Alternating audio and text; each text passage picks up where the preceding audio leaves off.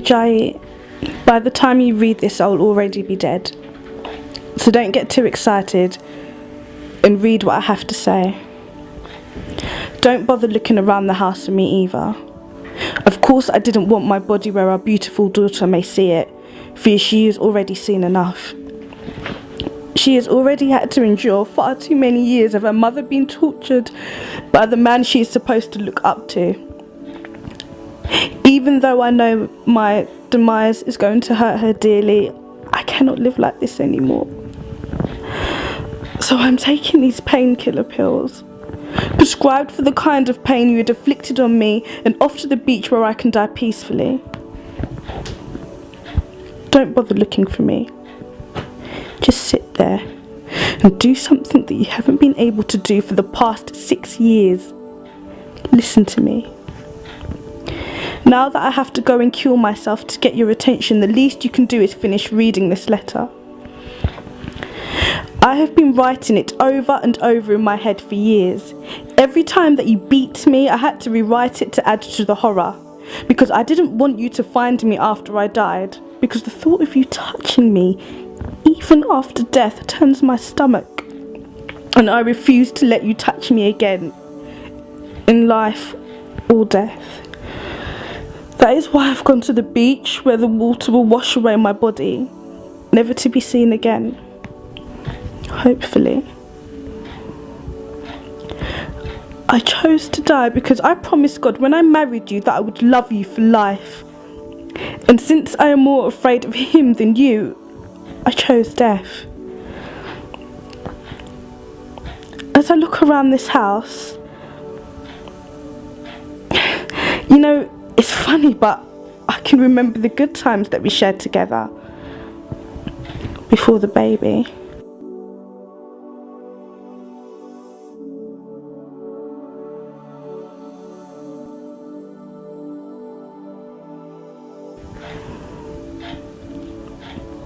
Before you started drinking heavily. Do you remember those days? Because I do. There were some good times back then. It was almost good enough to give me a little hope that we could get back to those times. Wishful thinking, my heart always says. I guess I have to settle with the fact that no matter what's going on right now, you once loved me. And even you can't deny that. I think what hurts more than my ribs that are stinging me right now is the fact that I still love you. The realisation is stronger than any fist you can clench and hurl at me. Knowing that my love for you causes a stronger and more lasting pain is much worse than a swift kick in the groin from your shoes. This is a pain I can take care of. Something that I can remedy. I don't like pain, and I'm not into pain, even personally inflicted kind, so I had to relieve myself of it. Even as I stood in the mirror this morning admiring the black eye that you gave me last night, I knew that you would never touch me again. As I sucked blood from my spit-swollen lips, I knew I couldn't stand another blow from you. Despite the fact that you promised with tears in your eyes that you'd never do that to me again while on your knees. Despite the fact that you put your hand on the Bible and swore to God that you would never lift a finger on me and that you were going to get help. Well, your prayers have not been answered. You will not be touching me again, and I will have to make sure of that. After the beating last night, when you picked me up and carried me to our bed, I prayed for death to come. As you lay on top of me and kissed my swollen face, so soft and gentle, I cringed. I was in pain, not pleasure. I didn't feel any pleasure even when you were inside of me. I moaned because your weight was on my stinging ribs, and when I scratched your back, I was in so much pain. When you went to sleep, I laid there because I couldn't move. You left the condom inside of me. The condom you wore because you didn't want me to bleed on you, like I did last time you kicked me. I know you looked for the condom before you left the house this morning, but keep reading and you'll soon find out where it ended up. I woke up before you this morning and cooked your breakfast like I always do. As I watched you eat the breakfast that I painstakingly made, spreading the butter on your bread, one thought kept going through my mind. I should have poisoned you. But I felt that was an easy way out.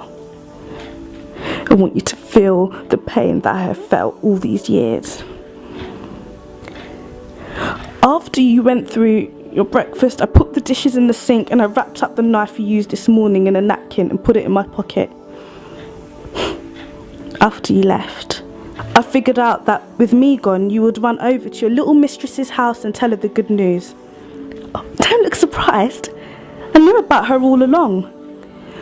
I knew you were cheating on me. So I went over there this afternoon and killed the bitch.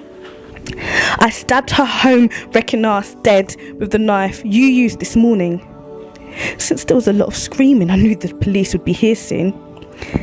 So I took the condom you left inside of me and smeared your semen on her private part. Oh, I know you didn't actually kill her, but you might as well have. It's your fault that she's dead, so why should anyone else take the blame but you? They probably won't sentence you to death, though you have your high-priced lawyers to defend you. The same lawyers that bribed a judge when they had you on charges of embezzlement from the government contracts. Remember, you gave me those documents to shred. I shredded a few, but the rest, I tucked them away. For a day like this. You see that box near the fax machine? This is the rest of your fraudulent documents. I faxed them over to the Justice Department this afternoon. I guess those papers are not going to do much damage since you were going to be linked to your mistress's death, but I'd already faxed them before I thought about it. You haven't been this quiet in a long time. I guess if all that I had to do was die to shut you up, I should have killed myself a long time ago. So, since I've got your undivided attention for a change, let me tell you what I want for you to do. On the side of the computer screen, there is a gun with one bullet on it. On the other side is the telephone. You could A, call the police, turn yourself in and go to jail for the rest of your life, or B, you can take the gun and join me. Don't think of showing this letter to the police. You know how their brain works. I already thought of that. They will think you wrote this to cover your tracks. It's up to you. Don't worry about our daughter, she's with my sister. You already killed your mistress, so you'll be no good to her either. You're about to lose your business and you're about to go to jail. Your wife will be found dead, washed up at shore, bruised and battered from the beatings. Your skin is under my fingernails from where I scratched your back last night. I know you enjoy watching CSI Miami and those crime documentaries, so shit don't look really good for you now, does it? Like you said last night before you punched me on the face, that I'm a bitch? Well, ain't this a bitch?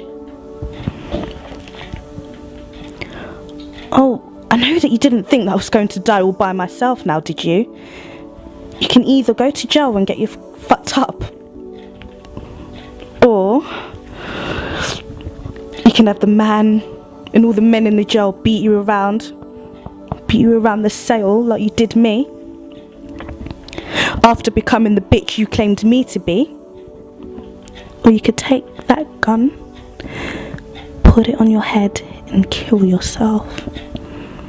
It doesn't matter to me. Remember, we did say, till death do us part.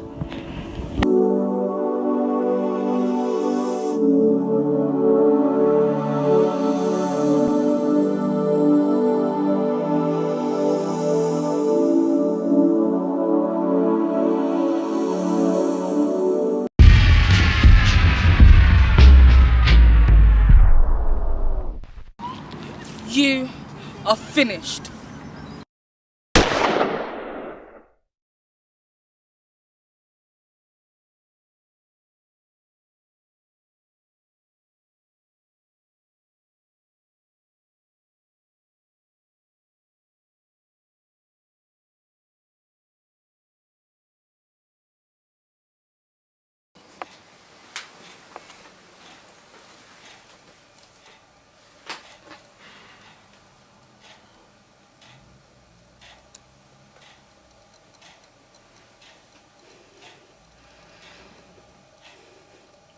This is Mrs. Fishola. You're fucking my husband? Just to let you know that he killed himself. And I hope you can live with that for the rest of your home-wrecking life.